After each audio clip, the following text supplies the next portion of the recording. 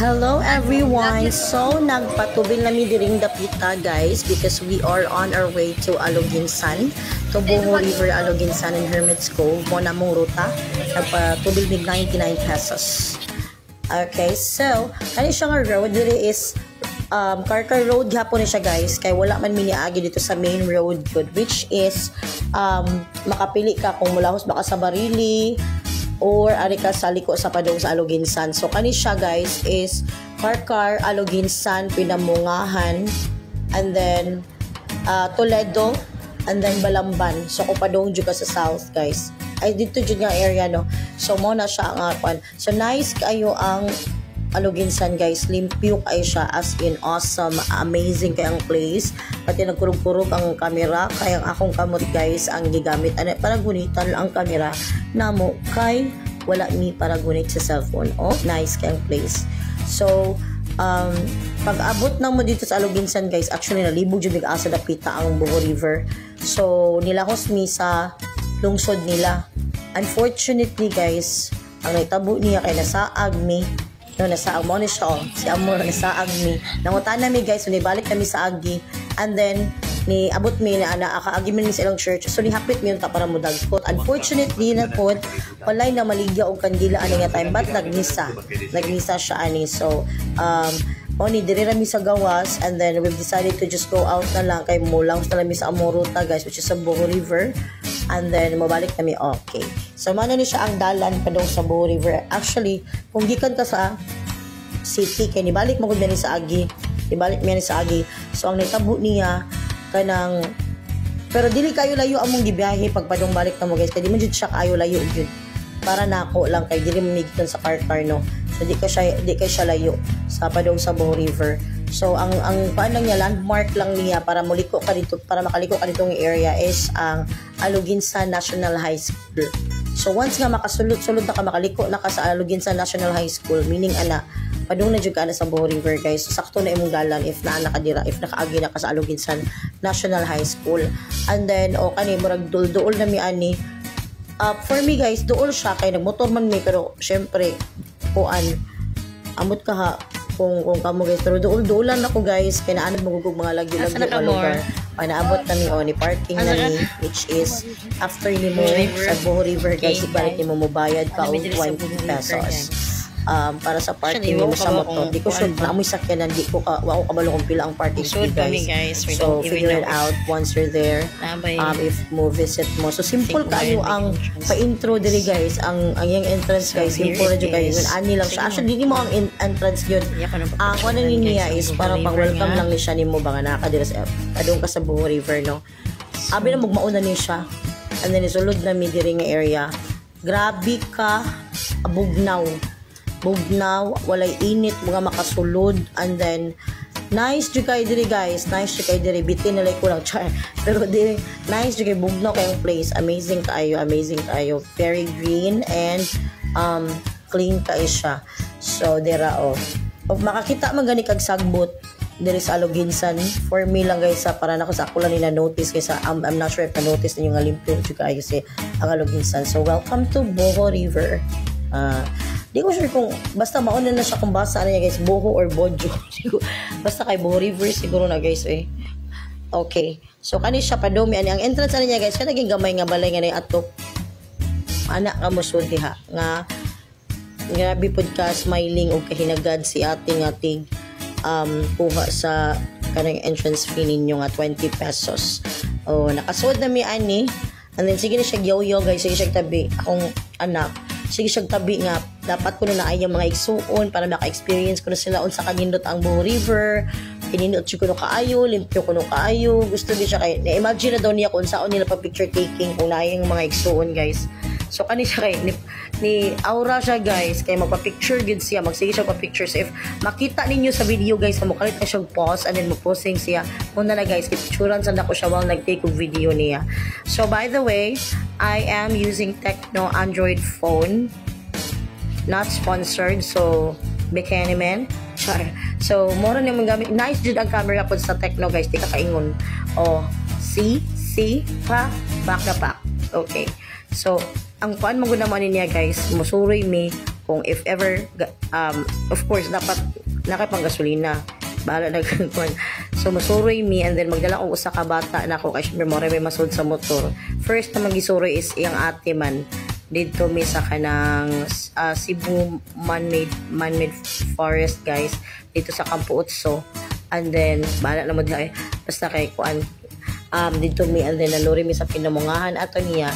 And then this time kani before mi ni ani sa Boho River guys, nakita niyo na ako sa Facebook na nice kay ang place and I've decided to just go there to check on it if tinuod ba nga nice gid siya.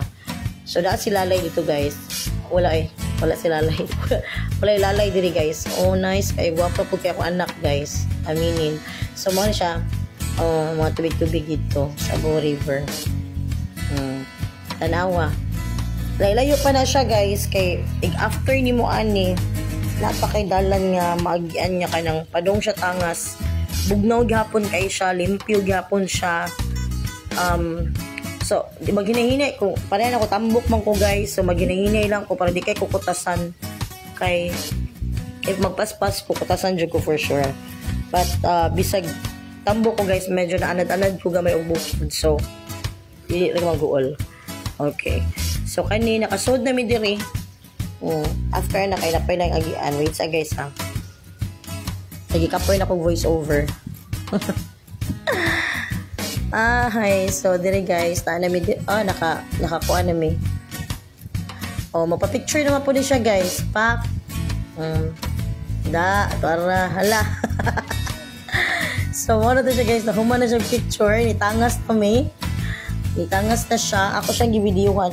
Actually, supposedly na ako sa video, but then ako may nag-video good guys, so dili siya lisod kaayo say mo post gani ko ani kay ug dili ko mo post guys magkurog-kurog ko sa kanang gunit sa cellphone kay maglakaw man ko and then wala man jud koy gunitanan nga ay wala man jud koy cellphone holder gid nga para kanang dili siya magkuan kaayo ba ana. So usay mo hunong ko kanang pasagdaanan na ko siya maglakaw and then mas maayo pud siya kay para di ko hangakon kay medyo tangason ba ya ang area. So after ani niya makasud na jud ani niya sa Boho River guys. After ani niya usod na ka so makita ka nang murag nakasulap dira mo na siya. And then nagsud mo diha murag na ninda. And then so by the way ang mga people diri guys is very very nice. Ang mga hinagad kaayo pangutan na kanila nindot kay sila motubag nimo dili pare anang uban gani nga mga kuan kanang murag mga palaaway gani kay tinubagan kana gani ana pero sila diri guys is amazing jud kay ang Aloginsan. Limpyo and then ang mga tao nindot ka istorya and then gipangga jud nila lang nature guys, literal as in kung moingon kag bayaran nimo ang kanang sige na environmental fee guys tama jud na supposedly ay I've been to kanang different kanang dagat no mga lugar sa resort agi environmental fee makalagot kay say mahalan kung kalabinagdaghan mo. Nice kay ang Boho River guys to. Syempre makasakay mo na nga bangka guys. Makasakay mo na nga bangka with a life vest. Makasakay mo na niya if naamoy 400 pesos. Kay this is 400 pesos per head man. So I think i-tour mo nila kuan dyan man nila ituyok mo nila dito kahit dako man gud ni siya. Wala syempre wa man sakay guys wala mi anay wa mi budget. So kani diha mo na ipangsulod sa mga musakay. And then ay table diha guys. I think kananan jud siya kay namay tindahan diha good. And then so wala jud na nakakuan.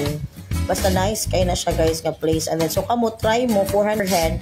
And then experience to ninyo katong mga kung makita niyo sa video guys katong mga naluroy sila atong basta nice jud siya guys. And then so what we did is nanguli na lang mi kay murag man mi take pictures and then nakita na mo siya nice jud and place amazing kay siya. So naka-decide mi nga muuli na mi guys. I know di mi muuli guys. Kadong mi ani sa Hermit's Cove kay mo man mo giari diri sa Aloginsan to experience and to kuan guys so makita na mo ang view sa Boho River o sa Hermit's Cove kay kanang syempre lahi ra man bitong sa una no kay sa una man good before Odette lahi gyud ang mga pormahan nila tanan for sure. But then pagkahuman na sa Odette guys naay tendency nga ni upgrade pa siya, mas ni upgrade pa ang place or mas sinilot pa siya so ni visit with me para makita na mo if nice ba ang kanang Hermit's Cove na karon jig kaayos tanan kay nice naman sa una. So thank you. come again. So kani siya guys, mo ni ang mga pictures na mo ni amo na dia guys. Very cutesy, very demure. Mo na mga pictures niya gani na guys, katong samtang video ko magpa-video siya, magpa-picture siya. The model saman pretty kay na siya. So, tanawan na lang ninyo ang mga video, mga pictures, guys. I posted the pictures here. I showed you some pictures kay na dito ang mga beautiful places po. And then, if you would like to visit the place, again, 20 pesos ang entrance niya, guys. Na parking fee kung motor, 20 pesos. I'm not sure sa sakyanan. 400 per head kung mag-river cross ka.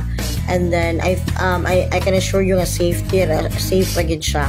Kay very tinagad kay nila lang mga customers dito guys. So just mana na siya guys. Nice kayo ang mga place guys.